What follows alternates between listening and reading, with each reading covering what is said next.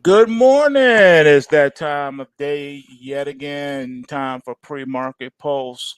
Scan with yours truly, Dex the Algo Capitalist, aka the Vulcan, coming to you live from PulseWaveTrading.com. All right, so the opening bell has already happened. Markets are doing what they're doing, which is expected because markets are doing exactly what I told you they would be doing, how I told you they would be doing it.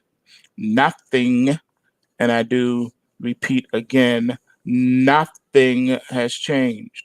We're in a sideways moving pattern at the moment, trading within the trading range that was established on Monday with the parabolic bar upwards in the stock indexes. Bitcoin is holding its own, and things are going the way that we anticipated that they would go. We are not shocked. We are not surprised. And is this sustainable? Well, we'll have to wait and see. The jury is still out on that one. I will say this, though. There are a lot of things surrounding both the market and the economy that are not sustainable long term. The Fed knows it, Treasury knows it, anyone with a functioning brain knows it. What comes up must inevitably come down. And that's just the way it is. There's no way around that. You can't work around that situation. It's just the way that the world works. You can't defy the laws of physics, of mathematics for that matter. But yet, here in the good old US of A, they always find a way. They find a way to do the impossible. They find a way to do the unsustainable. They don't care that it's not sustainable. Who cares about that? Well, you should, because the central planners are planning your future. Think about the events that you know of that happened just this week alone, just this year alone, this month alone. Look at how successful they have been in seizing power and taking more and more of your individual rights and freedoms away from you under the banner of national security, under the banner of a pandemic. They have declared pharmaceutical martial law upon your body. They have restricted your movement. They have suspended your constitutional rights. And in their own words, they haven't gone far enough. They want more. They want more of your individual rights, freedoms, and liberties because they don't have enough of it. They need more. The monster wants more. The monster wants more blood. And they're going to get it. Because we, the people, have elected an even bigger tyrant into the White House. I bet you the majority of people who voted for Biden know nothing about his voting record or his political record. Did you know he has done the most to harm Black people, to harm the urban community? Do you know that he was the foremost proponent of extending sentences, jail time, and the criminalization of everything? That's all his doing. But he comes off like he's your friend, he's your brother, he's that uncle. Mm-mm. Nope, he is a war hawk, and he is also 100% not your friend. He has done more to hurt Black people in the urban community than just about any other politician in history. Yeah, you didn't know that, did you?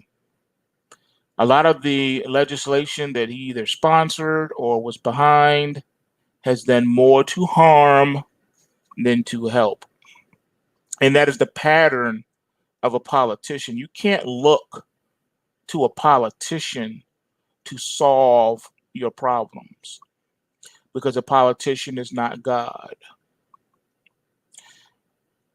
I hope you guys are prepared because you're not gonna like what's coming. That's right. This is the Prophet of Doom broadcast this morning. And I have some things that I need to tell you. And you're not going to like it. You're not going to like it one bit. But you know how we do on this broadcast. We tell you the truth. We give it to you raw and authentic. No sugarcoating, no beating around the bush, no playing around, no games, because we don't have time for games. Time is short and getting shorter, and time is running out. Most of you under the sound of my voice have no idea what they have been planning and preparing for you. And before you get all twisted up in the mind area, just remember, they've been planning this for years. And they have been extremely successful. Look at it. Look at all they've done. They came up with the perfect idea using a pandemic to push the New World Order upon you while you're too busy worried about this or that. They've diverted your attention away from what they've been doing and planning right underneath your nose, and you've been none the wiser. And the people have not stopped it. They're not speaking out against it. You would think that, a name like Black Lives Matter means that they are pushing for the social agenda of Black people, right? Wrong. If they really were, they would have not been trying to vote for Biden, who has hurt them the most. He has done the most. Above all politicians, he has done the most to hurt Black people. He is the reason why your brothers, uncles, dads, boyfriends, and husbands are rotting away in prison.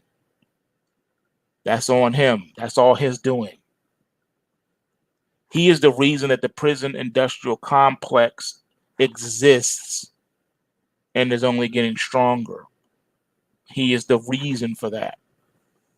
You probably didn't know that. You were probably unaware of that. I know. Because if you were aware of it, then Biden would have not received a single Black vote. He would have received no votes from Black people. He would have received no votes from our Hispanic community. He would not have received any votes from any minority class labeled as such in the United States. Because again, he has done more to harm people of color than any other politician ever. And that's something that you need to think about. And it's too late now, because instead of a military coup, we've had a political coup that has taken over the White House. The political coup has taken over the military. It's taken over the pharmaceutical industrial complex, the prison industrial complex, the military industrial complex. They have taken over the world, and you allowed them. You sat and did nothing while you were out pillaging and plundering on the wrong issue, the issue that they gave you and manufactured for you to get mad about. They got away with murder. They robbed the bank. They robbed your house. While you were out looting and rioting and protesting, they were in your house, robbing your house. There was no one home. You weren't home. You were outside bugging. And while you was out there bugging, they was robbing you blind. And when you got home, there was no furniture. Everything was taken out of your house. Everything's gone. The PlayStation's gone. The Xbox is gone. They didn't leave nothing. They did not leave nothing for you. There's nothing there for you. They took it all. Can you blame them? Can you really blame them? The answer is no. You cannot blame them. Nope, you sure can't. Can't blame them. They did exactly as they were supposed to do.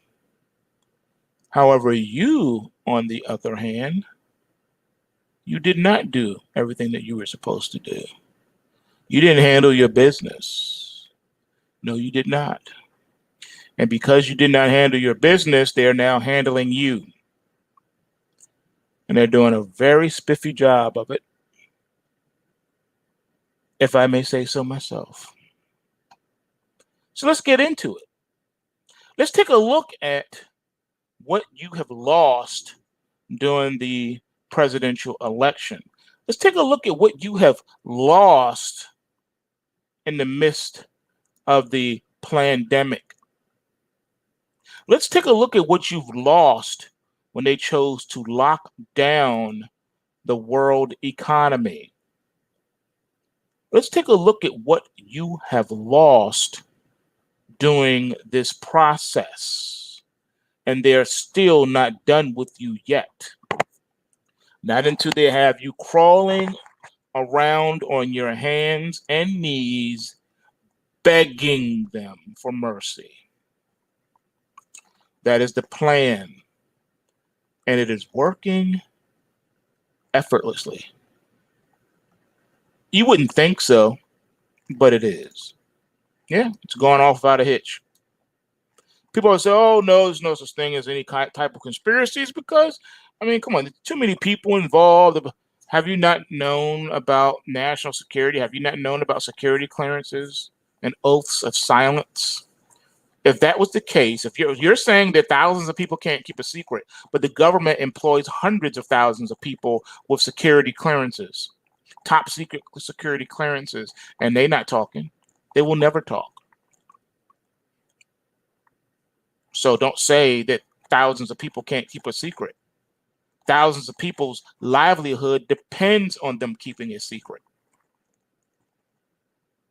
You never thought about that, did you? Never thought about it that way, did you? Let's take a look at what you have lost. And let's take a look at what they have planned for you for the future, for the near future. They're right now in the process of planning another lockdown. The guy that you voted into office wants to lock down. He wants to lock down again because the first one wasn't painful enough. He wants to lock down again. Are you aware of this? You may say, why would they want to lock down again, knowing that that would absolutely decimate the global economy? Because that's the goal. Open your eyes. They want you to own nothing. And they want you to be happy about it. They want you to be happy about owning nothing. They want to take away property rights, personal property rights out the window. Free speech out the window. The U.S. Constitution out the window. And they want you, they've been getting you happy and excited about the Great Reset. And you don't even know what it is. It means that you will own nothing, no personal property rights in the future. That's what they want for you. You will own nothing. According to the World Economic Forum annual meeting at the end of January in Davos, Switzerland, which brings together international business and political leaders and economists and other high-profile individuals to discuss global issues, to discuss your future. They're having a meeting about your future, and you're not even invited. And this has all been driven by the vision of its influential CEO, Klaus Schwab. The WEF is the main driving force for the dystopian Great Reset. And you don't even know what that means. It's a tectonic shift that intends to change how you live, how you work, and how you will interact with other human beings. That is the agenda of said meetings. The Great Reset entails a transformation of society, resulting in permanent restrictions. Oh, you thought that the COVID would pass and this too will pass, we'll be back to the way things were? Nah, you haven't been taken to your program and you need to go back for re-education, because they've been telling you that this is the new normal. The new normal. They've been parroting that over and over again so it can get into your subconscious. This is the new normal, meaning you're not going back to the way things were. This is the new normal. Permanent restrictions on your fundamental liberties, which includes mass surveillance, as entire sectors are sacrificed to boost the monopoly and the hegemony of pharmaceutical corporations. We call that the pharmaceutical industrial complex. How about big tech, high tech, Amazon, Google? That includes the social media giants like Facebook too. How about major global chains? How about the digital payment sector? How about biotech? So you didn't know they were using COVID-19 lockdowns and restrictions to push through this transformation? The Great Reset is being rolled out under the guise of a fourth industrial revolution, in which older enterprises are to be driven to bankruptcy or, if possible, absorbed into monopolies, effectively shutting down huge sections of the pre-COVID economy, meaning those jobs are gone, ladies and gentlemen, and they ain't coming back. Economies are being restructured, and many, and I do mean many, jobs will be carried out by AI-driven machines. You are being replaced. You have been rendered obsolete. Did you know that? Did you know that your boy that you just elected into office agrees with all of this? See, the WEF predicts that by 2030, you'll own nothing, and you'll be happy with that. You'll be happy with your enslavement.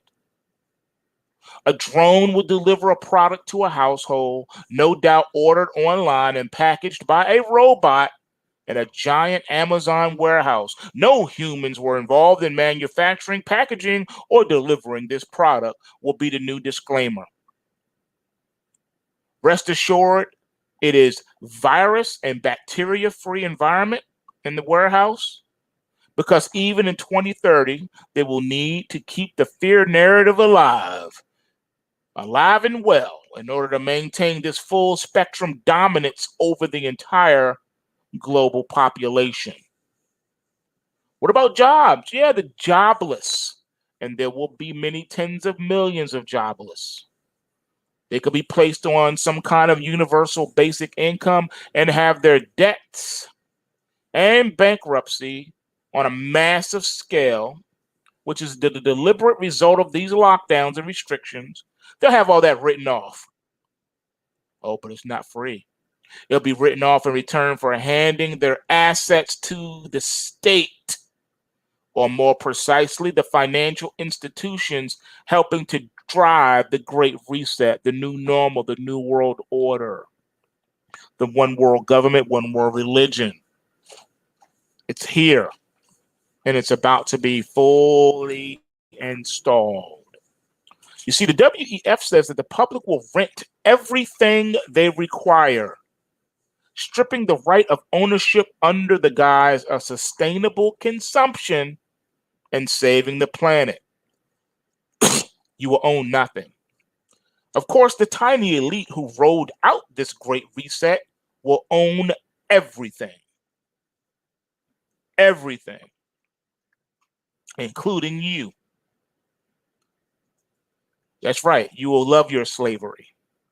Hundreds of millions around the world deemed surplus to requirements are to be robbed and are currently being robbed of their livelihoods. Our every movement, all of our purchases are to be monitored and our main dealings will be online. No more human-to-human interaction. It will be forbidden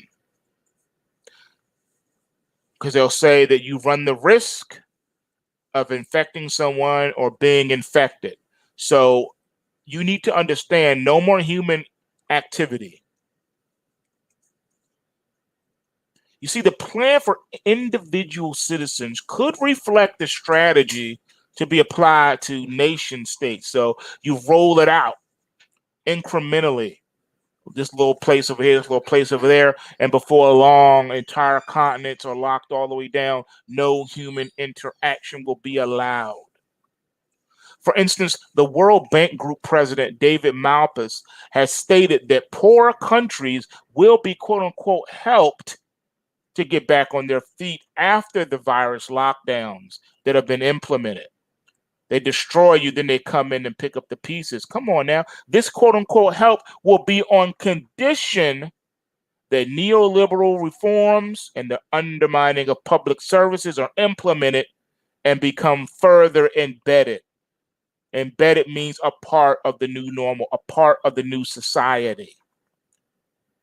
On April the 20th, the Wall Street Journal ran the headline, IMF World Bank face deluge of aid requests from developing world. Scores of countries are asking for bailouts and loans from financial institutions with $1.2 trillion to lend them. Now, an ideal recipe for fueling dependency is debt, ladies and gentlemen. Debt. Remember, the borrower is slave to the lender. All of you are becoming slaves, either willingly or unwillingly. Now, in return for this debt relief or support, the global conglomerates, along with the likes of Bill and Melinda Gates Foundation and George Soros and other billionaire people, they'll be able to further dictate national policies and hollow out the remnants of nation-state sovereignty. No more national sovereignty. They're even going to steal your sovereignty.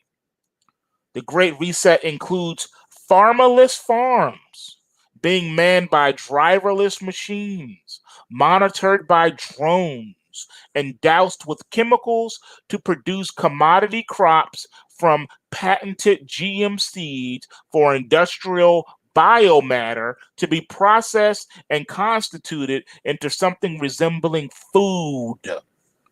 So what will happen to the farmers? That's right. They want to take away your food and replace it with what they call a food product. Oh, but don't worry. You will be you will be propertyless. You won't have any property. And you'll be happy in your open prison of mass unemployment, state dependency, track and chip health passports, cashlessness, mass vaccinations, and dehumanization along with it. And how do they plan to get you to go along with this? Well, by constantly cramming it down your throat in the mainstream media, on social media, in TV shows, and in movies, and in video games. And then they have something to put the icing on the cake. They're going to hit you where it hurts the most, and that's with your beliefs and your religions and your customs. So they've gotten the Pope involved. In the November's monthly prayer intention, Pope Francis called on all the good Catholics of the world to pray. That's not unusual. Not unusual at all. You should pray, right? Oh, but it's not necessarily who you're praying to or what you're praying for. Not in this instance. No, no, no. He wants you to pray that the progress of the robotics and artificial intelligence may always serve humankind. He wants you to get into the habit of praying to and praying for your techno monster overlords. They want you to pray for the AI, pray for the robotics. That's right. In his message, the Pope said artificial intelligence was at the heart of the epochal change we're experiencing, and that robotics could empower the world if harnessed for good. He said if technological progress increases inequalities, it is not true because future advances should be orientated towards respecting the dignity of the person. The Pope's prayer for ethical robots was first reported by The Verge, which comes as the Vatican earlier this year released the Rome Call for AI Ethics, a conference that, according to Reuters, discussed principles promoting the ethical use of artificial intelligence. With the virus pandemic catapulting the world deeper into the fourth industrial revolution, dubbed in Industry 4.0, the ongoing automation of traditional manufacturing and industrial practices with artificial intelligence of robotics under cover of social distancing has caused an unwelcoming employment crisis for the working poor, with many of their jobs displaced by said robots and AI. The Pope will likely be highly critical of the automation wave crushing the world's working poor. See, his job is to get you all right with it, tell you to pray for it, pray to it, give into it. And this has all been done by your quote unquote central planners who have been using what? Flawed algorithms, flawed computer models. I've been discussing that on this channel all year about the flawed modeling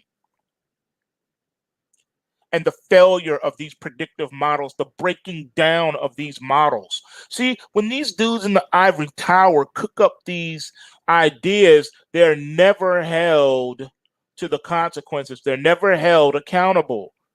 They have been wrong consistently their entire careers, and no one faces any backlash for it. Oh, if they're wrong, it's only because they're so ingenious and so brilliant that their brain just overheated at that moment. It's cooled down now, so they have an even better solution for you. It is ridiculous. But whatever one's views of the recent presidential election in the US, for example, we can all agree that the professional pollsters who get paid to do polling and their advanced algorithms got the so-called blue wave of an easy Democratic landslide completely wrong. No feet are being held to the carpet for that.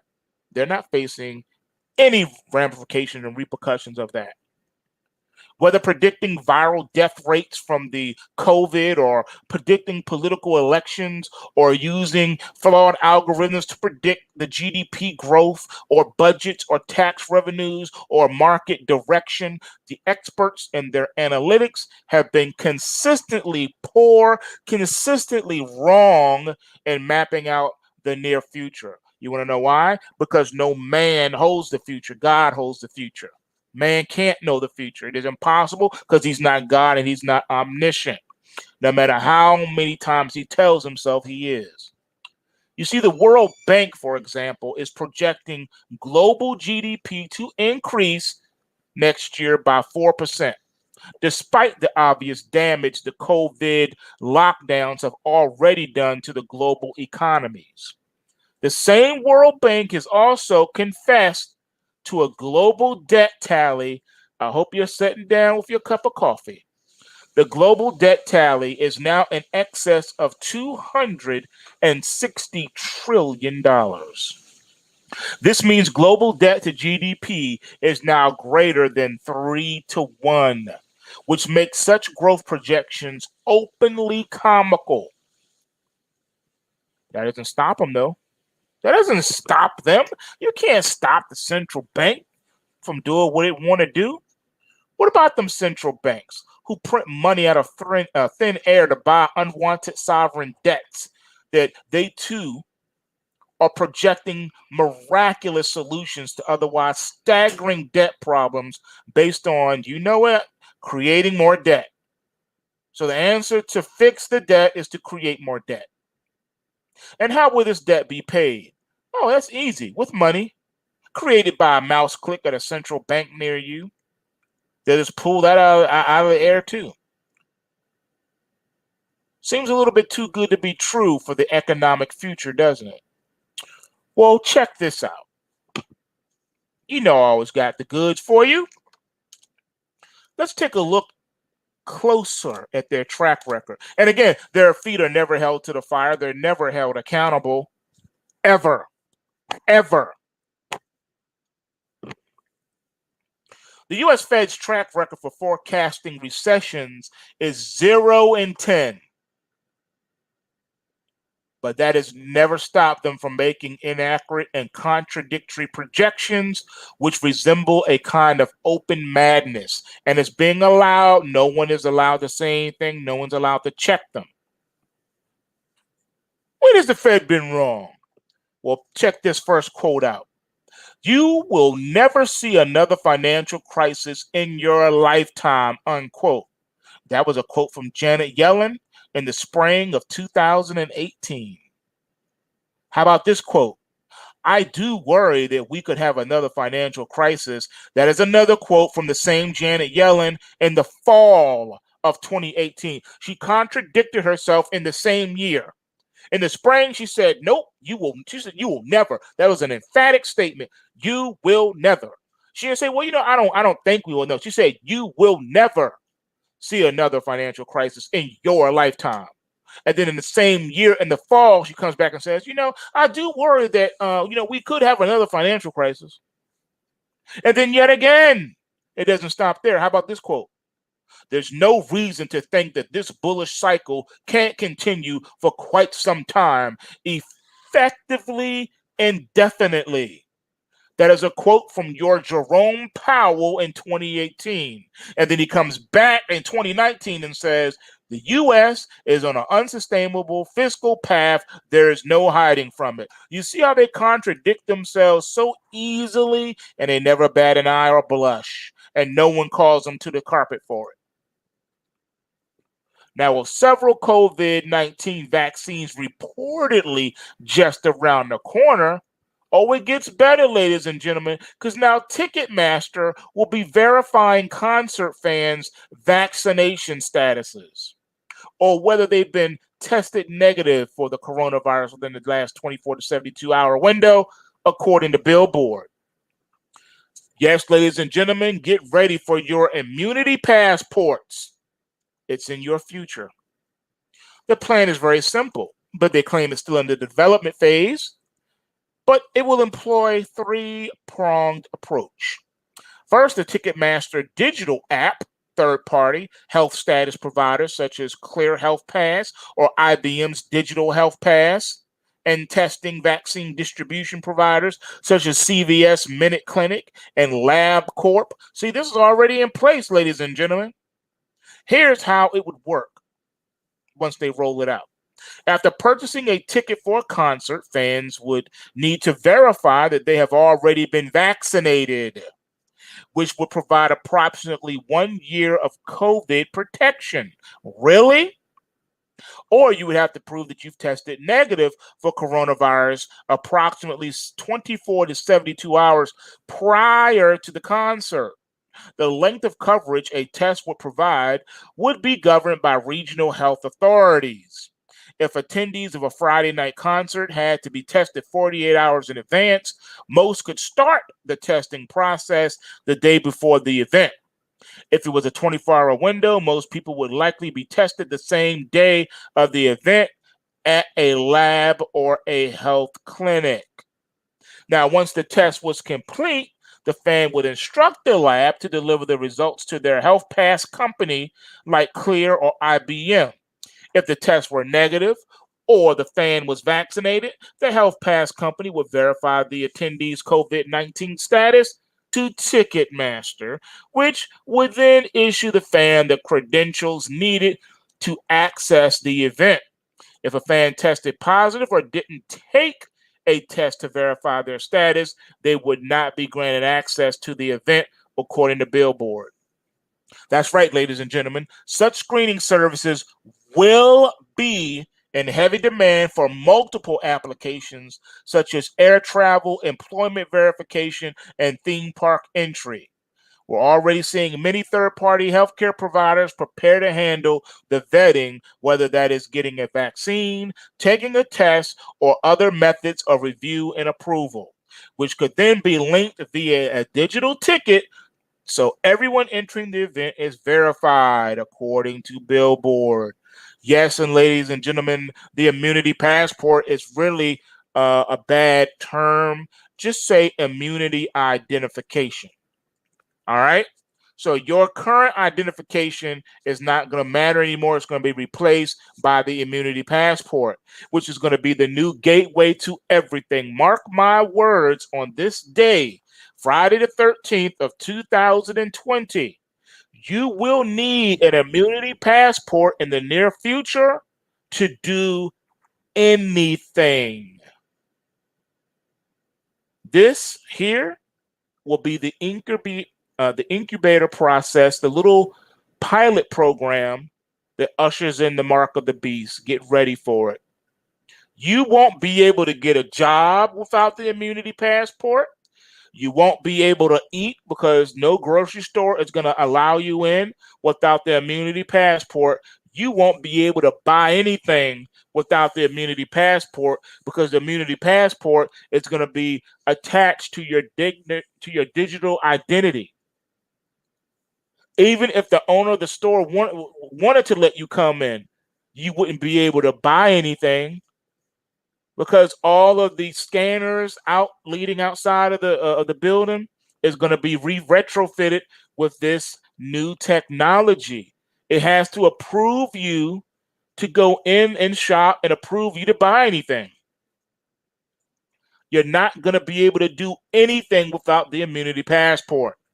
So you're either going to have to go take a test if you want to go before you do anything, or you're going to make this is a way to force you to get the vaccine because they know that a lot of people are not going to want the vaccine, but they're going to force you without forcing you. Because they'll say, we're not forcing anybody to do. No, you can do whatever you want.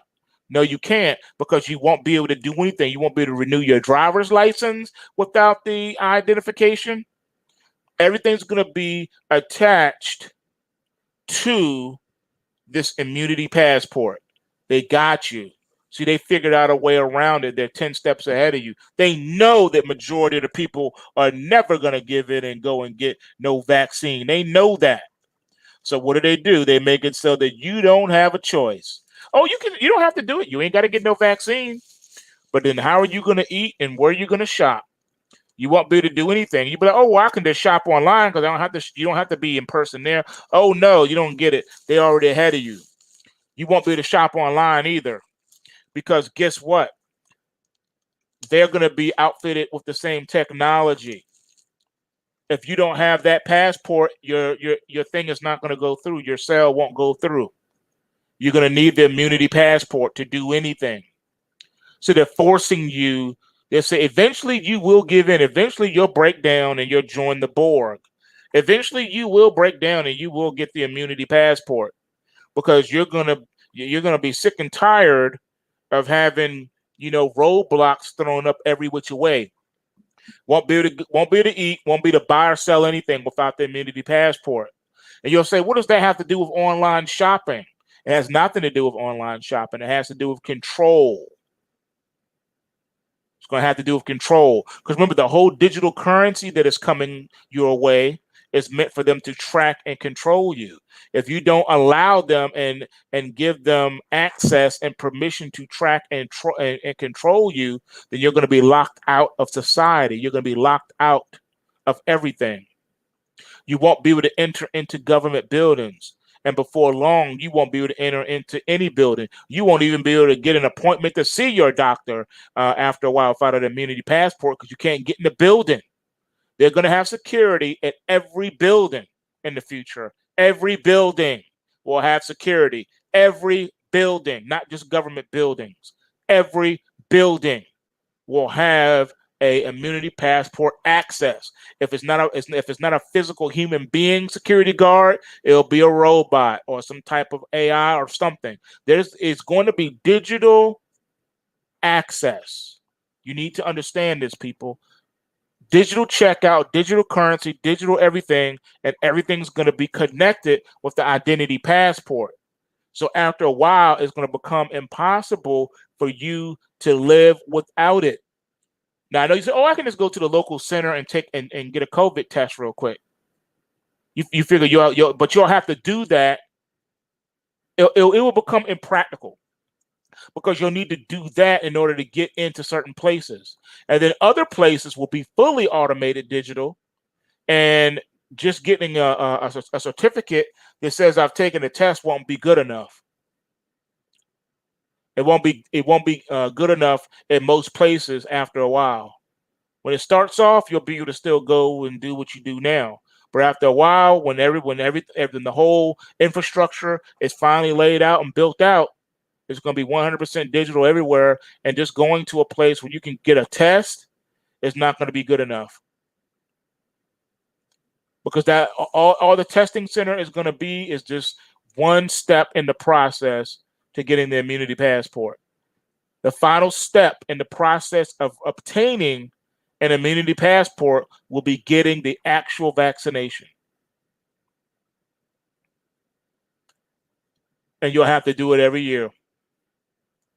It's a way to force vaccinate everybody, because they know it'll be too messy if they just came out and said, "Oh, executive order under the Emergency Powers Act, it's mandatory." That'd be too chaotic. So they have to do it the smooth way. And that's just by rolling out the infrastructure. And then if you want to still move in society, you'll need it. You're going to need it for everything. And how are we supposed to survive? For those of us to say, "I'm not going to play ball," I have no idea. It's going to be very hard.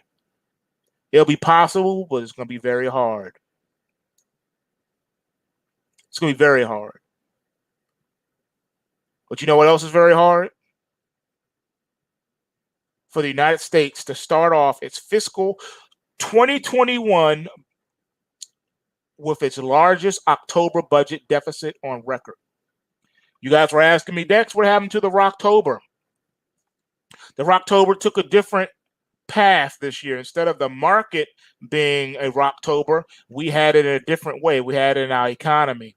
You see, 1 month after the Treasury announced that the U.S. ended fiscal 2020 with a staggering record $3.1 trillion budget deficit, more than triple the prior year's $954 billion deficit. As a result, outlays of $6.552 trillion, almost double the receipts of the $3.420 trillion. Moments ago, we have learned that the U.S. started off fiscal 2021 in style. And the month of October, the budget deficit was a whopping $284 billion. $10 billion more than the expected $274.5 billion, and more than double last year's October deficit of $134.4 billion.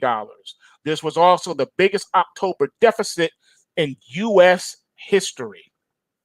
Specifically, according to the Department of Treasury, in August, the government outlays were $521.8 billion, up $24 billion from the $497.8 billion spent in September, and a whopping 37% more than the $380 billion the U.S. spent last October.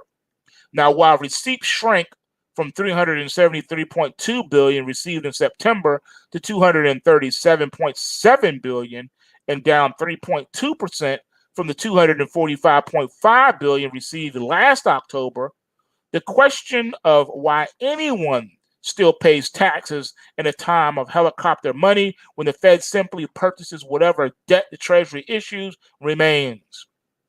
Putting the October number in context, the October deficit of $284.1 billion was not only more than double the deficit recorded in any year in the past decade, but was the highest October deficit on record. There's your Rocktober right there. We have a staggering Rocktober deficit. We hit a new milestone, the highest in history. And what is an ominous confirmation that the U.S. debt already over 27.1 trillion, will rise above 30 trillion within the next 12 months or so. What do we have to go along with that staggering deficit outlook? How about a rise in unemployment? The latest report from the Department of Labor for state unemployment claims and continuing benefits shows a high level of unemployment continuing. Just think about that. It's still continuing. It's not stopping. While regular state benefits are declining, extended emergency benefits increase for long-term jobless workers. There are 22.6 million workers on continuing unemployment assistance.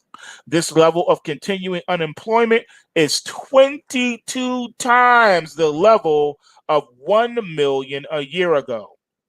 Considering 2 to 3 million workers who have not qualified for extended benefits or have used up their extended benefits, the number of eligible workers for unemployment is closer to 25 to 26 million people. 26 million workers unemployed is about 17.3% of the labor force. Labor experts set the unemployment rate, the real unemployment, the current unemployment rate is at 20% if other workers who did not apply for benefits were added into the mix. High unemployment rates are driving personal income down. That's right, ladies and gentlemen. Personal income falls. The consumer personal income received a boost from several sources. First, the CARES Act provided $1,200 in stimulus checks and enacted the payroll protection program targeting the small businesses, right? But a $600 weekly increase in unemployment insurance and other emergency loans. Now, the following Oxford economics analysis indicates that a budget squeeze began in October. Oxford forecasts that household income will fall by 3% below the pre-COVID levels beginning in November, which is here we are. Now, their model shows how tight household budgets will become by January of 2021. What does this lead to if that is the case? How about consumers missing their rent and home mortgage payments? Don't hear much talk about that in the news. Well, the Mortgage Bankers Association reported that the second quarter of 2020 rental income losses of $9.1 billion and mortgage payments missed of $16.3 billion. For the third quarter, rental losses were $9.1 billion and $19.4 billion in missed mortgage payments. For the fourth quarter, we forecast a continuing $35 billion total for both missed rental income and mortgage payments. Now, the total forecast for both rental income losses and missed mortgage payments by 2021 is a staggering $90 billion. However, Moody's Analytics forecasts $70 billion in missed rental payments alone by 12.8 million renters by January of 2021. This confirms the $12.8 million figure. And a study by Joint Center for Housing Studies at Harvard reports that 12.1 million renters households have at least one at-risk industry worker, meaning that, a lot of industries have been going the way of the dodo bird this year, you guys. That's why those jobs aren't ever coming back. Now, due to the wide variance in estimates, it's forecasted at least $100 billion in rental and mortgage debt due in January of 2021. All right, other forecast of $100 billion in looming housing debt builds on an earlier analysis in the recent executive employee Catch-22. Now, in that post, it was identified that two consumer segments, workers and professionals, were noted. All homeowners reported no confidence in making next month's payment. All right. All people that were polled reported no confidence in making next month's payment. The analysis indicates that 16% of professional homeowners reported little or no confidence in making mortgage payments for September, yet workers reported twice the no confidence rate of professionals at 34%. This is what led to the earlier rent and mortgage moratoriums, if you recall. Now, the CARES Act mortgage and rent moratorium covered homes and apartment buildings secured with federal loans through July the 31st, which is long gone. Now, renters obtained payment relief while landlords continued to pay mortgage loans from their funds or Relief Act assistance. Now, in mid-August, President Trump signed an executive order instructing the Centers for Disease Control and Prevention to identify households where infections may increase and mandate that household members be protected from eviction to ensure public safety. All right, so that was the whole thought process behind that. But since the federal moratorium ended and the CDC policy has been put into effect, thousands of landlords have filed suits challenging the CDC authority to protect renters from eviction. Exactly. You see, this is a problem with the whole, shadow government, deep state situation, where laws and legislation and executive orders were created to transfer all government authority to one government agency, ladies and gentlemen, of unelected officials. This is how and why the CDC has the authority to tell the landlord tenant courts what to do. Think about that. Courts in some states are finding in favor of landlords, causing evictions to rise already. Moody's Analytics forecast that 16% of all renters will face eviction by January the 21st. By January of 2021. Now, states like California and Washington passed blanket rent moratoriums in effect until January the 1st, 2020. Now, rent debt is not erased in any case.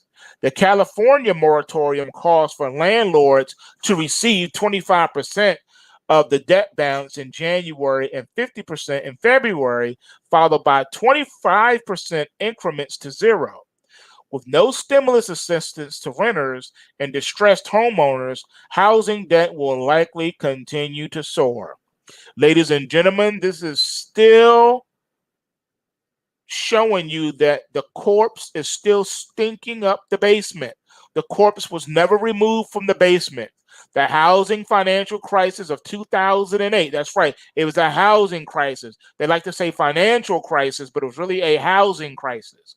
The housing crisis of 2008 left a stinking corpse in the basement that was never removed. We never recovered. The real estate market has never recovered from that. This is your proof right here. And as a result of this, consumers are now using their credit cards to make payments. Credit card usage by renters increased by 70% last spring. This is as renters received stimulus payments, the rate dipped to 50%. Now, however, the credit card payment rate has risen to 65% due to the end of the stimulus assistance. So consumers building credit card debt while unemployed or on reduced income assistance is unsustainable. You know that. Many consumers will be unable to make their credit card payments. Defaulting on their credit cards will hurt the credit score and make it more difficult to obtain other housing because they have an eviction on their record. Now, add to that a surge in credit card defaults will increase, losing,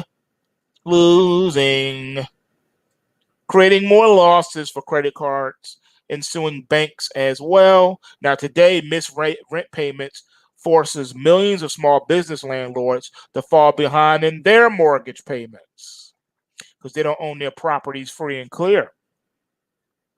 Well, how does this affect the small business landlords as they default on their mortgages?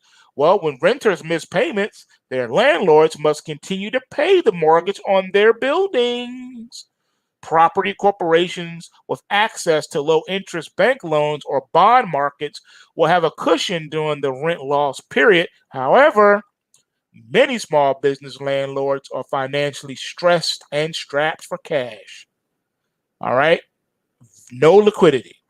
Small business landlords own 22 million properties from coast to coast, which are usually 1 in 4 unit buildings. Local small unit landlords finance their purchases with savings, other business profits, or family and friends. Now, only 12% of small unit buildings were covered by the CARES Act rent moratorium, which ended in July 31st.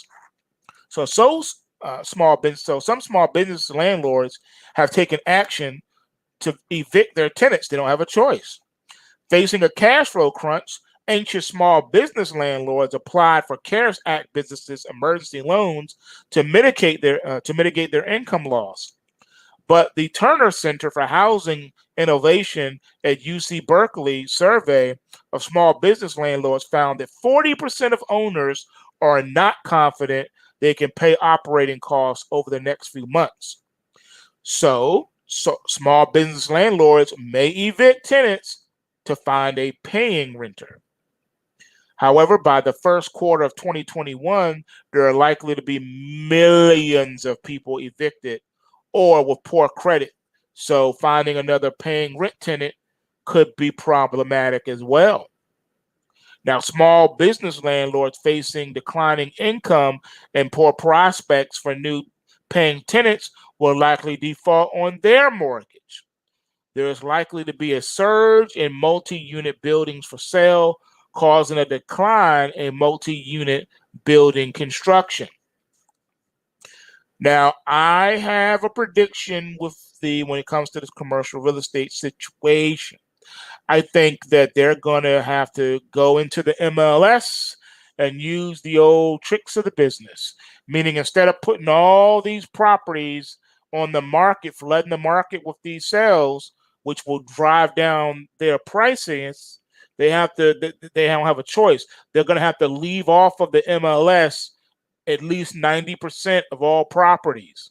It's going to have to be left off on the MLS, man. It's going to have to be. And you're not going to see no for sale signs going up.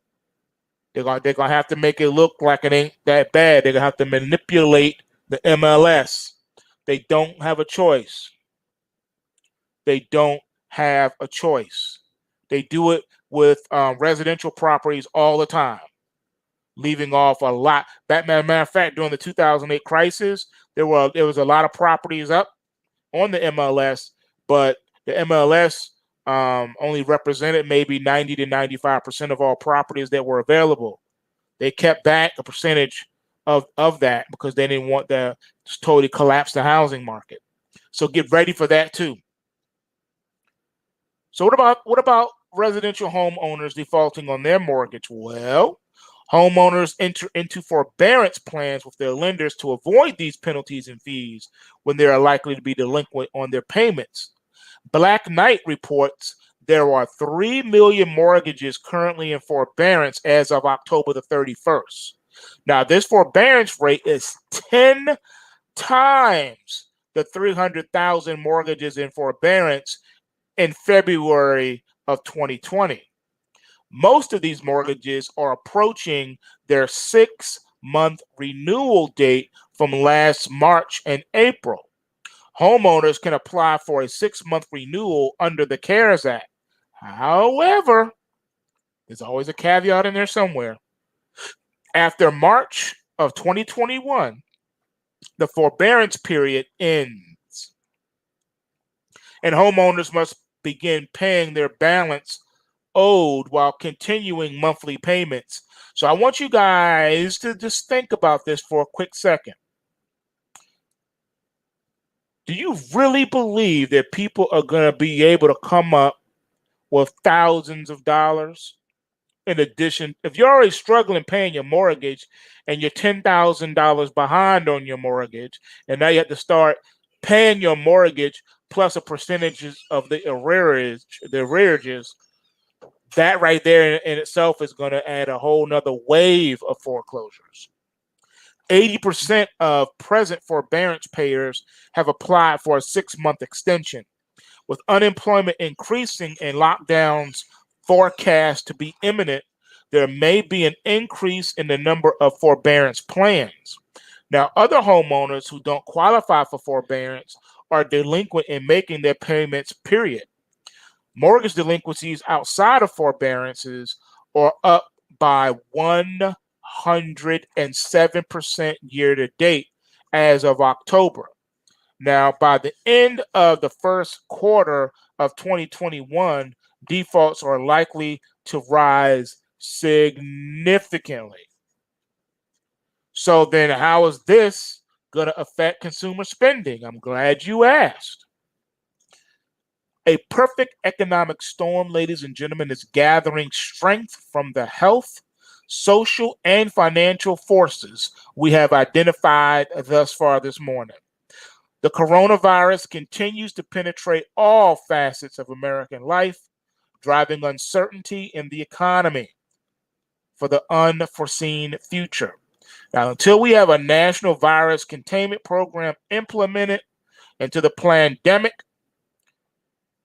can be rooted out and done away with, the pandemic will force economic activity in a downward spiral.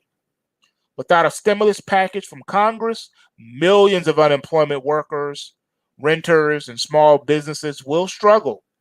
With the bottom 80% of consumers facing severe economic headwinds, consumer spending will likely dive in the first half of next year.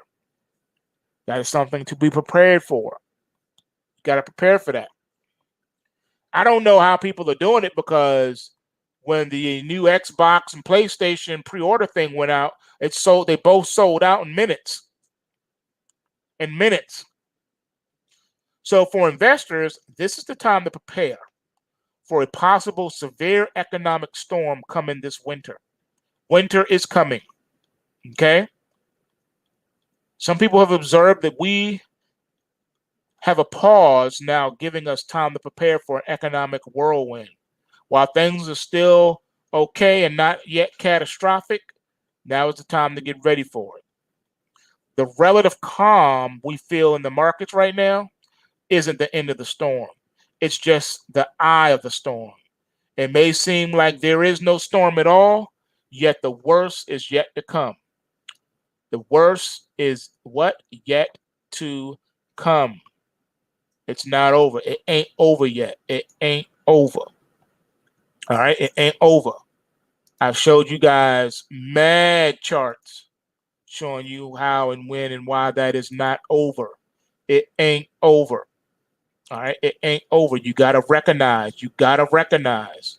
You got to look at things the way they are. And right now we're in a news cycle environment. So anytime there's a piece of news that's going to come out, the market's going to go, they're going to react, and they're going to react strongly. You need to be aware of that as well. All right, you got to be aware of that. That's not going to change anytime soon. All right, so be prepared, man, because the winter is coming, and it's not looking too pretty. It ain't looking too pretty at all. It just ain't. We don't know the timing. We just know the what. We just don't know the when, but we do know the what. And you got to be ready for that. Now, I want to show you a little something. This may give you a little bit of respite here, and it may even encourage you a little bit. So I want to show you just a little something, if you don't mind, and then we'll be wrapping this up, because I know y'all got questions. So here we go. All right. The chart in front of you is the Nasdaq Futures. All right. It's the Nasdaq 100. All right. So I want you to just take a look. Take a look, see, if you please, so you can get an idea of what's what. All right. You see this? This is a weekly chart of the Nasdaq 100 Futures. On the weekly chart, this right here is the March low. Okay. March low. Now, here is the devil's advocate that I'm showing you. You ready? This bar is not a pointer. This bar here is a bearish pointer. And so was this one, back-to-back bearish pointers. This here satisfied both pointers by taking those lows out. Gave us a rally alert. And on the weekly chart, look at all this upside production from the weekly chart. A lot of upside production, right? Now it seems that we have a double topping situation in place in your Nasdaq 100. 12,465 and a quarter. And this one here is 12,408 and 3/4. You could call this a failed situation. The top failed. You could call it a head and shoulders. You could say that we're about to roll over. The question would be, though, how close do we get to maybe testing this? Because we never tested the bottom. We don't have to test it, though. See, that's the case. We don't have to test. This is not a bearish pointer. So we don't have to come all the way down here. However, traditional chart analysis would say that this is a double top right here. This is a failed top of this because this failed to take this out. And technically speaking, we should now start to see this happening on this side of the chart. All right. That's what some people would say. Because, I look at algo charts and I follow the market. I do what the market says. There's no reason why the market can't also rally from here, and there's no reason why the Nasdaq 100 can't get to 13,000 right now. All right. I just wanted to show you the devil's advocate, the argument to that. Because remember, the market is divorced from the economy. I believe that everything that we discussed and talked about this morning is definitely in the cards. I believe the economic situation right now is looking bad. I really and truly believe that. I believe it's looking whack. All right? I believe it's looking real whack. And there's a chance that it could stay whack. However, because the market is divorced from the economy, we could see everything that I discussed and talked about this morning happening in the economy while the Nasdaq takes off and goes to new highs. There's an argument here that says that the Nasdaq doesn't have to drop. It don't have to drop because it's already fulfilled its destiny. But we have other charts. That's the thing. Here's the monthly chart. All right, I'd be remiss if I didn't show you the monthly chart. Here's your March bottom on the monthly. The monthly chart, unfortunately, is a massive bearish pointer. So there is argument here on both sides. The argument says that this is a bearish pointer and we need to come reconcile. We haven't reconciled. We have not reconciled. We have not reconciled. We took this pointer out. This is a monthly chart we're looking at. We took this pointer out already with this one right here. But when we did it, we made another little bearish pointer right here.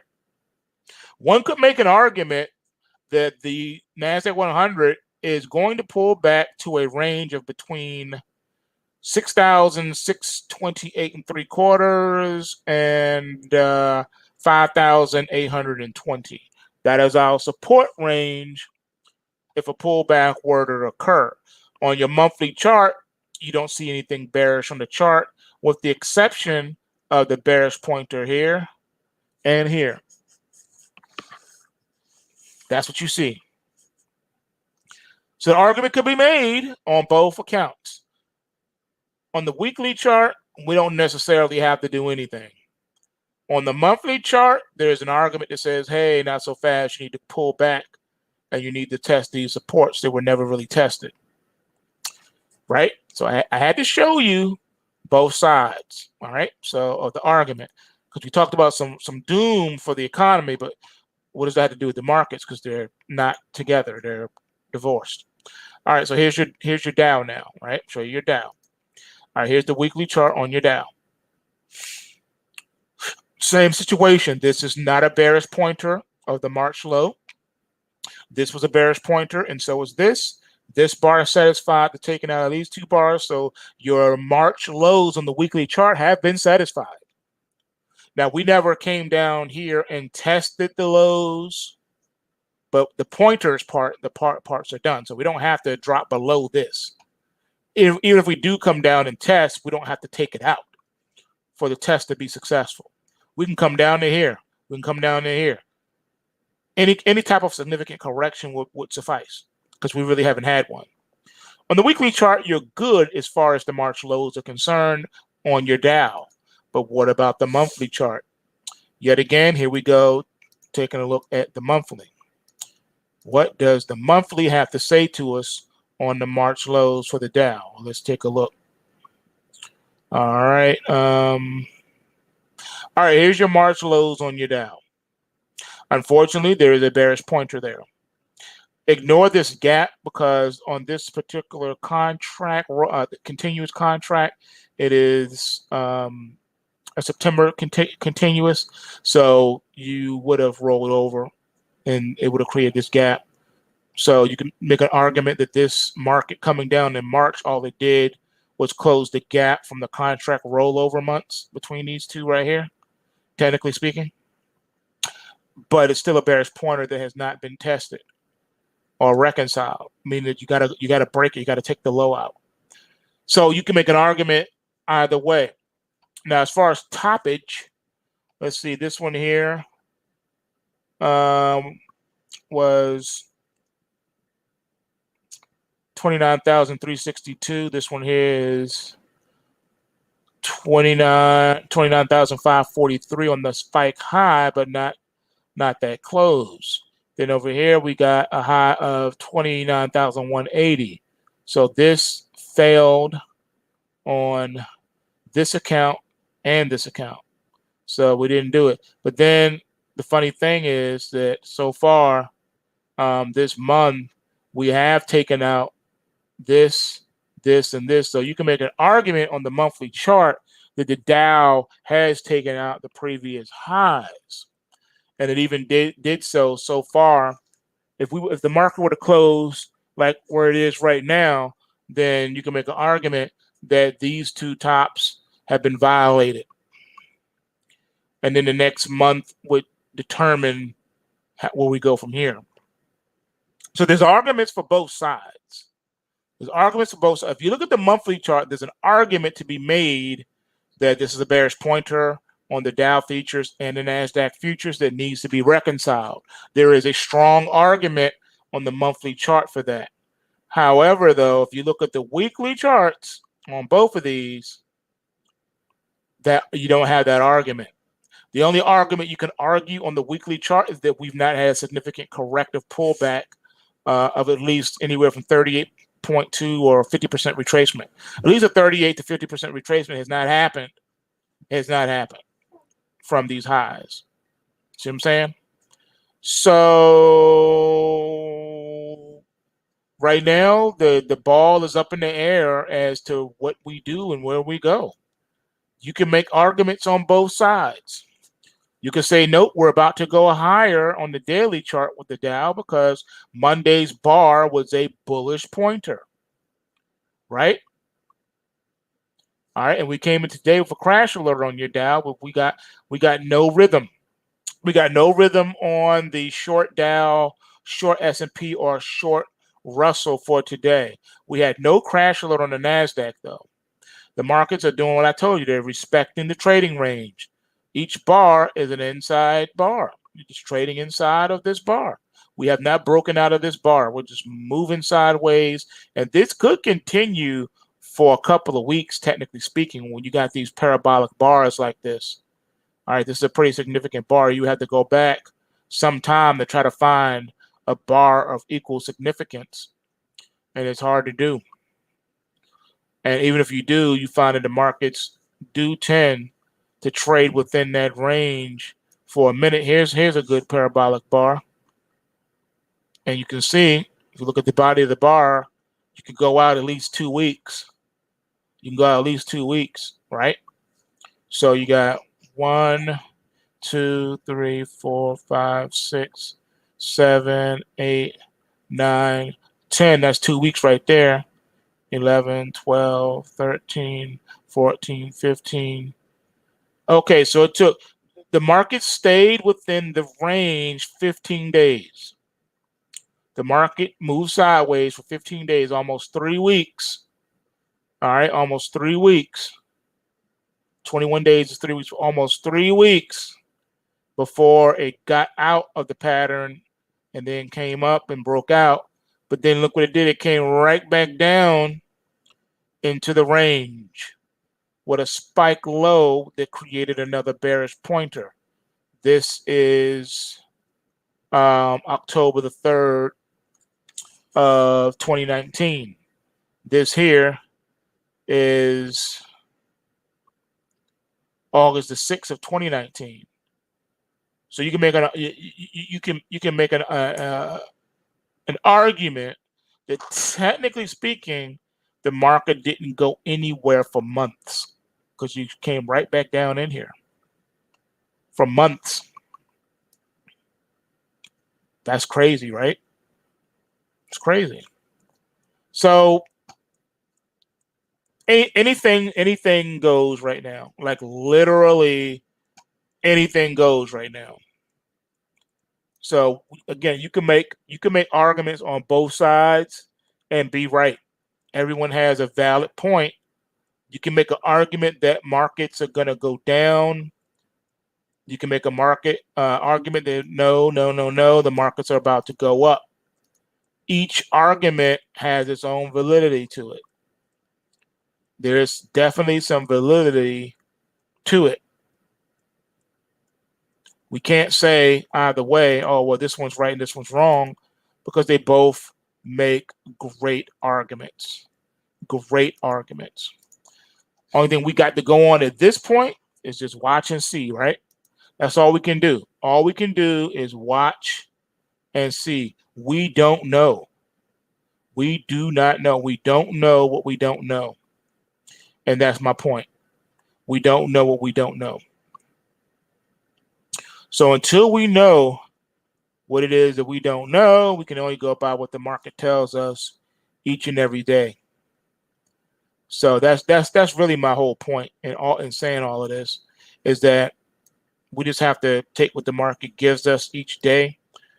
And now more than any other time, it has become absolutely imperative to have the PulseWave reports, because you're not going to have a clear understanding or idea of what's really going on.